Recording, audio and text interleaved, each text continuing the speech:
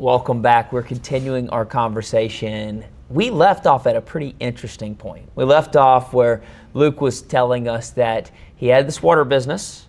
They locked the door, and he found himself in a Roadhouse parking lot. Is that where we're at? Where you turned off, or you changed your phone number, so now they can't contact you, but you still got to do the work, and that's what I want to hear about today. If you didn't watch the first 2 episodes of our conversation, I'm going to put them up here in the card, the first one, so you can go back and then come back to this video, because this is going to be the journey that Luke and Ashley went on to get out of debt and reclaim their life back after the water business. So tell us, Luke, set the stage for us. How much are you in debt at this point? Right after you locked up the water business and walked away? Like 86 grand. 86 grand, okay. Plus or minus. Plus or minus 86 grand. You had people calling you, right? Okay, so you had people calling you, looking for their money. Of course. Okay, what did you do? I cried. Yeah. After you cried, what did you do? I think at that time, actually somebody introduced, so it's funny. We'll go back to the water business a little bit. This is how crazy of an entrepreneur we are. During the water business, we started up a laser tag business. Okay. So we bought, I got into another partnership with another guy, we bought a whole bunch of laser tag gear, mobile setups, blow up outside, like paintball type things, and then you can go outside and shoot, do all that fun stuff. During that time frame is when some friends at our church introduced us to Dave Ramsey. So we found his book, and I was listening to that audio book during that time. So we were familiar with him about 6-7 months before the business shut down, I would say. So he was really big on not going into bankruptcy, getting out of debt and stuff like that. So fast forward to when you have no money and you have a lot of debt, you can't get out of debt because there's no money. You got to pay all these different bills. So we were going to file for bankruptcy, and then, as I mentioned earlier, our $100 check bounced for the bankruptcy people, which was awesome. I'm glad it did. A blessing in disguise. Yeah, I mean, I don't think. Filing for bankruptcy is like Dave Ramsey would say, like an atomic bomb on your credit or just on your life in that sense. So those 7 years is very difficult, I think, for the reporting, depending on the bankruptcy you file for. But I think it's always on your record, or eventually comes off at some point. I don't remember all the details. So I'm glad it didn't happen, but that's where we ended up, almost filing for bankruptcy. So we just worked. And I forgot your question because I was going into a different thing. So really, what did you do next? So the laser tag business, I want to know a little bit more about the laser tag business, because it sounds cool in theory, but at this point it probably isn't the best thing to get into. So you had laser tag, you're listening to Dave Ramsey, where'd you go from there? Well, that partnership failed for the laser tag. And then Did you get really clear roles before you jumped into the partnership? We did, but the partner, Chris, he borrowed money from his brother. Who took money from a program of a job that he worked at. So it wasn't even his money. And then all of a sudden, they needed the money back, and there was no control. So there's another lesson. There was a whole other lesson there. We got roles. By the time we clarify roles, now we got to figure out where the money's coming from. Okay. That's good. And we were starting to get momentum with the city of Yorktown and Newport News about doing these different things, and then they just pulled the plug, and then it just ended so fast. That's a whole other thing. We went down to Disney World, that we got offered to come down there to establish a laser tag business. There's a whole there's a whole other thing. Even tried to get in with the NFL, Mike Tomlin, and do some stuff with the Steelers. Yeah. Anyways, it's a whole other thing. So there was this big potential of laser tag that just kind of huge went potential. away. Yeah. And at the same time, you're still paying off debt, and you're probably also in that optimistic portion of your brain thinking, "This is it. I think we hit gold. We could then pay off everything," but then that door shut. Yeah. Okay. So we just had to work and start the photography business. We were listening to Dave Ramsey a lot, and went through Financial Peace University and just learned those baby steps that Dave Ramsey teaches at that time. And then in order for us to continue to get out of debt and maintain the momentum, we decided to facilitate teaching Financial Peace. So you weren't really teaching it. You're hitting play on the DVD player, and then Dave's doing his thing. And then you're just facilitating it. Yeah. So that we ended up doing 24 FPU sessions over a couple years, and doing that helped us stay on track, get out of debt, keep the momentum going. And then September 25th of 2015, we paid off everything. We were able to pay off all of our debt. So that's going from the AV job into the shipyard, and then salary kept going up. So we did a 10-day Daniel fast before the job at the shipyard, because I would go to Farm Fresh, and there's a Starbucks in there down by our house, and I would go get coffee or whatever be the case. And I'll never forget, they had a book stand in there, right in the coffee section of Starbucks, and I found this book on the Daniel's fast, and I was like, oh, this is interesting. And so I picked it up and I started reading it, and I was like, and I forget the author's name. I always had it T. Townsend or something like that. But he had in there was make a contract with God on how you're going to fast and the things that you need help with or that you're fasting for, and it was like a really clear roadmap. And I was like, oh wow, this is different from what I've always heard at church or different things like that on doing it. So I bought the book, and so we followed it. So no joke, we went in there, and in hindsight, it's funny, I'll tell you in a second, we went in there, we wrote down everything that we wanted, and we put in there, we want to triple our income. In hindsight, I would have said quadruple. Whatever 6 is, 6 times our income. And so we did a 10-day fast, and we followed it to a T. We signed the contract. I was part of the thing, signing that contract. And on day 5 is when a friend of ours called that I haven't spoke to in a couple years, and she's like, hey, I just got a job, or she worked at the shipyard, and she's like, our office is looking for someone to come in and do this AV tech stuff. And I think last time we spoke, you guys were doing something like that, or I was aware that you guys are doing something like that. Is it of interest? Is a contractor? I said, yeah. I was like, what's the salary? She's like, $53,000. And I was like, what? So I remember we were laying in bed at like 10:30 at night, and she calls, and I literally, I was like, when can I start? She's like, you can start in like 2 weeks. We're ready to hire right now. We just got to get through some paperwork stuff, and then you can come in. And I was like, what? That was in the middle of the 10-day fast. And so we continued the fast, and then that's what really transitioned us into be able to get that momentum of getting more income in, and then getting the business running and stuff like that. So that was the big pinnacle. But we just you have to keep moving, because if you don't, I think that's how a lot of people just end up failing, in that regard. They're on the streets or something like that. Circumstances have pushed them into a situation where they're so overwhelmed that they feel like they don't have a choice, and so they just give up on everything and they just walk out of life. But I had 2 kids, and we had to fight for it. And there's always a way to figure stuff out. It's just how much effort do you want to put into it? Yeah, I think that's important, that you really have to keep moving forward no matter what. You have to keep moving forward. I heard a couple things there. Number one is, even before it sounded like you were ready, you started facilitating and teaching FPU, because I think that probably raised the accountability aspect. Yeah. We're in the front of the room, people are asking us questions, we're living this out, we're sticking to the plan. It elevates your accountability while you're teaching. 24 sessions, that's impressive.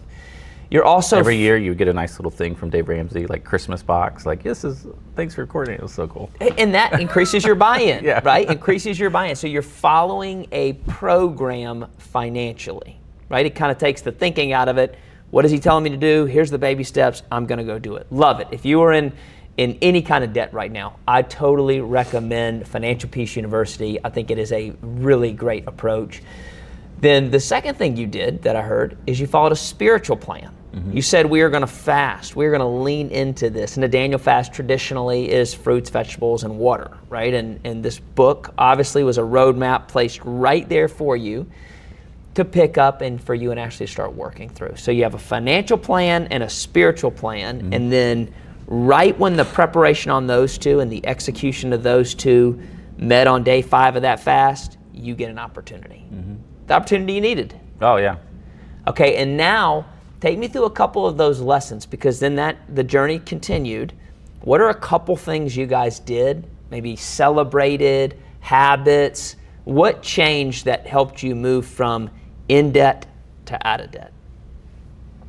Luke not being in charge of money. Okay, there's number one. All right, we talked about earlier that if you have the one spouse who is run through the door and the other spouse who has the wisdom to stop and slow down, there you go. There's a principle for you right there. Yeah, that was a big change, and like we've told many married couples, I think what really got us moving in a forward direction is establishing what's our what are our core principles in the marriage? I think that really helped, because if you got two people that are in a partnership and a marriage, in a sense, they got to be on the same page. So they got to be moving forward in the same direction. So we realized, as any young married couple at the time, and we got older and more experienced, that what really held us together and allowed us to move forward was three principles: compromise, okay, communication, and then shared vision. We had to have the same vision, or the bigger picture of the vision of where we wanted to go with our family. And I think that was probably like the biggest thing, is saying, okay, we know we messed up, did some stuff here, but where do we want to go? And then doing the photography business and seeing others out there being successful with it, seeing it as an ends to a mean, getting out of debt helps, spur that vision to say, hey, we can get out of debt, we can be somewhere, we can have income, we can do these different things. All right, let's together work in that field or work towards that and get out of debt. And then of course doing the Dave Ramsey, that helped us because we were both having to do it and move forward with that. So shared vision, compromise, and communication was like the big things that pushed us forward. In all your FPU facilitation, have you ever seen where one spouse is on board and the other spouse isn't? Oh yeah. Does it usually work? No, because and that's one of the things that I realized, is that, and Ash and I would joke about this all the time, is that we would softly joke to each other, but a lot of those couples needed to fail. We would tell each other they need to get to the point where they have tens of thousands of dollars in debt, because until something like that happens or a big failure happens, they're not gonna change their mind. You need something that's gonna break you to be like, what the heck, wake you up, and then say, okay, now we got to move forward. But most of the people, I would say a good portion of the people that would go through there were comfortable. They just knew that they had a lot of debt, but they were making enough money to cover those things. They just didn't have a plan in place, and they weren't hungry or thirsty enough to be like, we have to make a change. Whereas we had no choice. Yeah. Like, we have to make the change to move forward, and those people didn't have to. And so they would come and they would get information, but they just, that's cool, we might change, or it's a good idea, or it's a good concept, but we're comfortable. Yeah. So what I hear you saying is sometimes it takes crisis to change. Yeah. And unless we have that crisis, we'll be comfortable, and if we're comfortable, we won't change. Yeah. Is that right? Yeah. Okay. So just go out and buy a brand new Corvette? No. Get massively into, don't do those things. Yeah, don't do those things. But I love that. I love the thought of that, because we talked earlier about failing. You have to fail. The lesson is in the failure. But what size of your failure is often up to you by making good decisions. So take me to shared vision real quick, because I think that's a good practical step. Maybe you've got a person or a couple, there's no vision there yet. How did you and Ashley do that? Did you have dinner? Did you call a family meeting? How did you start structuring that shared vision? Well, there's two parts of this. It's funny. I think shared vision just comes from two people sitting down, or whatever the situation is, in this example, marriage, and just talking through the failures and talking through like what has worked, what hasn't worked, where do we want to go. At no point in any of that was divorce ever like a thought process. It just wasn't, because it's not how we were raised or thought through those things. So it was like, okay, what can we do to get out of this, and then what examples do we see out there that we want to emulate or try to chase after. And so getting out of debt was one, and eventually the idea and the vision that Dave Ramsey painted was, you can be wealthy and will be wealthy if you follow these steps, these proven steps. It's just going to take time and hard work to get there. So if you do these things, and he would paint a very good vision on what that looked like, then you can do it. And so that was like probably the biggest thing that for us that would do it. I will say, because that entrepreneurial itch is still there, we started watching Gordon Ramsay's Hell's Kitchen. And Gordon Ramsay's like the number one celebrity I want to meet and thank him, because if it wasn't for him going into these businesses, these restaurants, and showing how bad they are, then I don't some of the motivation would have been lost, I think, on us, or some of that drive, because every time he would go into one of these restaurants, immediately we would see us in there, and then you would see this person come in and help them and provide vision and show them the right way of doing things, or a better way of doing things, or a profitable way of doing things. And then you would end this TV show at 45 minutes and you're crying. You're like, that was me, you know, like I wish. And so it was that drive that you would see these people in despair and they didn't have any hope. Sales were down, you know this in the restaurant industry, all these different things. And then you have that one coach or that one person come in with all this experience that says, hey, you can do this, but you got to be willing to be able to change these things or adopt a new vision or a new ideology on how you do things, and you guys will get there. And that was huge for us, because we wanted to, and we're doing our photo business, so we're like, well, how do we do business differently this time? It's a different business, but like, how can we be better at it? And so just seeing him come in and doing those things, that also helped us and propelled us. So it was like, okay, they got fixed, they can move forward. They are real people that have real problems like we did.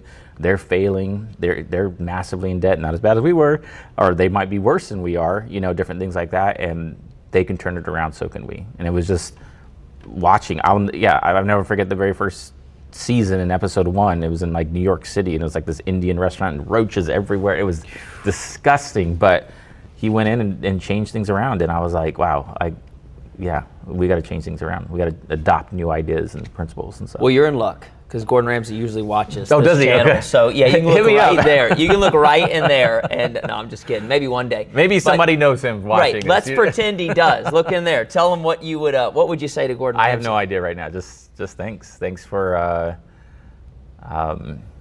just being authentic and truthful to those restauratees and just setting them straight. I don't know. I have no idea. I haven't thought that far. Some people just go for good TV. But if you watch Hell's Kitchen, he's in there to be very honest with them. Yeah. This is what's happening and this is why it's wrong. Now that does make good TV, but he is authentic. And I think we need to be authentic. Now, one thing that I think about is early on in business, I heard you have to see it before you can seize it.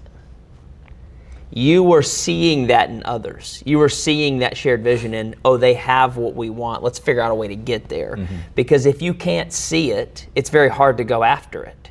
And so you and Ashley found some shared vision that you wanted to rally around. Now, we were talking about in the context of marriage. If you're struggling and you're in debt, or you have a failed business and you're a single person, I would encourage you to find some accountability. Right? In this example, you have you and Ashley who are accountability partners with each other, probably plus some friends or some confidants. But if it were just you would need to find some people you can be accountable with, and that together you can hold each other to a higher standard to get out of that debt. Okay, some great principles. I would almost say, to piggyback that, find other failures.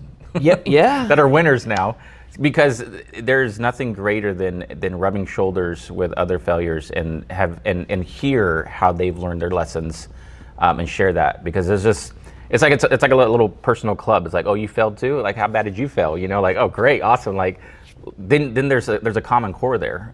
Whereas those who haven't, again, they just can't relate to that, or they're like, or the people that just live by on a budget, or do their day-to-day stuff like that, and haven't failed. Like, they just don't get it, and then it's hard to get advice from somebody like that. They're like, just pay your bills, just live on a budget. Okay, but we're trying to run a business here. It's a whole other different animal, but. Yeah, so I'd say find those failures. Yeah, it's so important, because there's also wisdom inside of their failures you haven't experienced yet. And if you can learn from that, it could help you potentially in the future. Yeah. So accountability and community are two very important things. Yeah. Okay, how I want to finish today, I've got one more thing I want to talk to you about tomorrow, but how I want to finish today is, what was the date you paid everything off? Do you remember? September 25th, 2015. September 25th. See how you knew that right off the top of his head? Well, okay. It's the same. I left the shipyard and quit my full-time job September 25th. We timed it 2018.